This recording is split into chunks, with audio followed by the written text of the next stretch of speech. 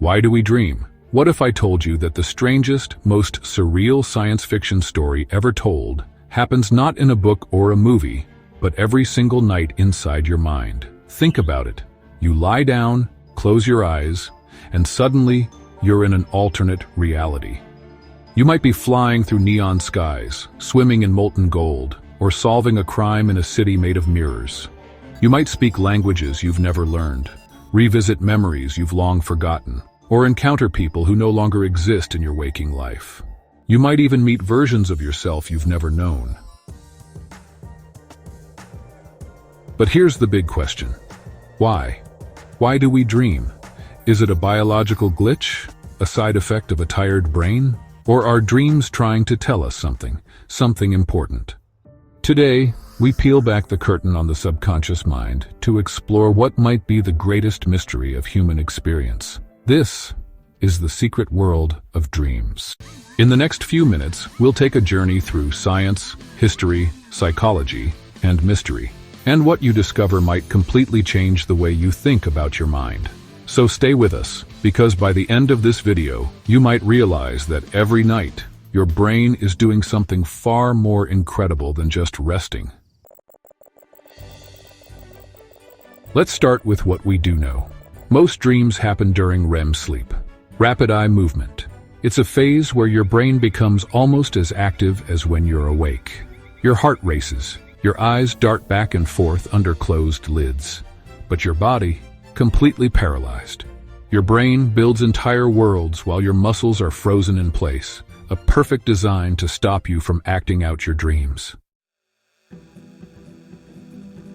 Some scientists say this is just mental housekeeping, organizing memories, regulating emotions, tossing out the mental garbage of the day. But others believe it's more than that, much more. Harvard psychologist Deirdre Barrett thinks dreams might help us solve problems, creatively, and often in ways our waking mind never could. There's research suggesting that sleeping on a difficult issue can literally rewire how we understand it. This isn't just theory. History is full of real examples. Dmitri Mendeleev dreamed up the layout of the periodic table. Paul McCartney heard the full melody to Yesterday in his sleep, and Einstein reportedly imagined riding a beam of light in a dream, an idea that later inspired special relativity. Are our dreams trying out scenarios, rehearsing possibilities, exploring solutions? Could they be our brain's way of simulating the future to better prepare us? If dreaming is a kind of overnight problem-solving superpower, what else is it capable of? What if we've only scratched the surface of its potential? Let's go back thousands of years. Ancient Egyptians saw dreams as sacred messages from the gods. They even had professional dream interpreters and manuals for decoding dream symbols. To dream was to receive divine instruction. The Greeks and Romans believed dreams could predict the future. They built dream temples, yes, actual structures, where people slept in hopes of receiving prophetic visions. These were known as Asklepions, named after the god of healing. Dreams were medicine, prophecy, and spiritual insight all at once. In many indigenous cultures, dreams are bridges to the spirit world. For the Iroquois, dreams could determine community decisions. Australian Aboriginals refer to the dreaming as the time of creation, an eternal spiritual layer of reality that coexists with our own. Carl Jung took a more psychological approach. To him, dreams were direct messages from the unconscious, rich in symbols and archetypes shared across humanity. Water symbolized emotion. A house could represent the self. A snake, fear, danger, change, or rebirth. According to Jung, your dreams aren't random. They're the truest voice your mind has to offer. But what if dreams aren't just ancient myths or symbolic metaphors? What if they can actually reach forward in time and show us what hasn't happened yet? Sounds impossible? Maybe. But story after story seems to suggest otherwise.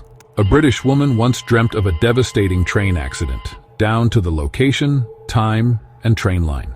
She woke up, terrified, and called the station to warn them.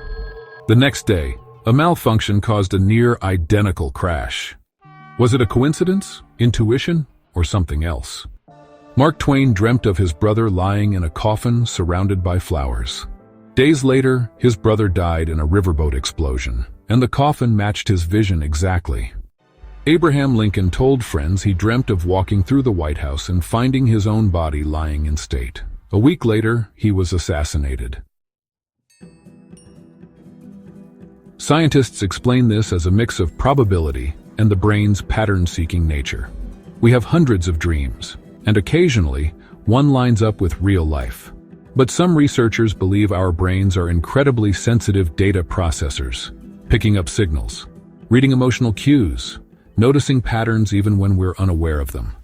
Maybe it's not prophecy, maybe it's a form of hyper-intuition, and maybe, just maybe, time isn't as linear as we think. So, if dreams can reflect the past, symbolize the present, and even flirt with the future, what happens when we learn to control them? When do we stop being passengers and become the pilots of our dreams? Enter lucid dreaming, a state where you realize you're dreaming while still inside the dream. It's like unlocking cheat codes for your subconscious. Suddenly, the impossible becomes possible. You can fly, shape reality, face fears, and talk to versions of yourself. You can even train your real-world skills. Lucid dreamers have done incredible things, practiced athletic moves, rehearsed musical performances, and even healed from phobias. Your brain doesn't know the difference. It builds the same neural connections whether the experience is real or imagined. At Stanford, researchers got lucid dreamers to move their eyes in specific patterns during REM sleep, proving real-time communication from inside a dream. Think about that. It's like sending Morse code from a different dimension. You can train this ability. Techniques include reality checks, like asking, "Am I dreaming?" multiple times a day, keeping a dream journal, or trying wild, wake-induced lucid dreaming, where you maintain awareness while falling asleep. With practice, almost anyone can learn. Lucid dreaming isn't just a novelty. Some therapists use it to help people conquer nightmares or PTSD. For others, it's a spiritual tool, a way to explore the self, confront trauma, or seek inspiration. So if we can rehearse, learn, heal, and explore within our dreams, what else is possible? Could dreams be a training ground, a mirror, a message, or even a door? Here's what we know. Every night, without fail, your brain transports you to another world. Sometimes it feels random. Sometimes it feels real. But every time, it's meaningful. Whether dreams are a byproduct of consciousness or a secret key to understanding it, they are one of the deepest, most personal experiences we have.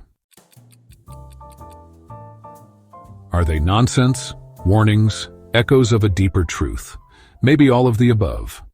So the next time you wake from a strange, vivid dream, don't just forget it. Write it down. Examine it. Ask, what was my mind trying to say? What part of me created this story? And why?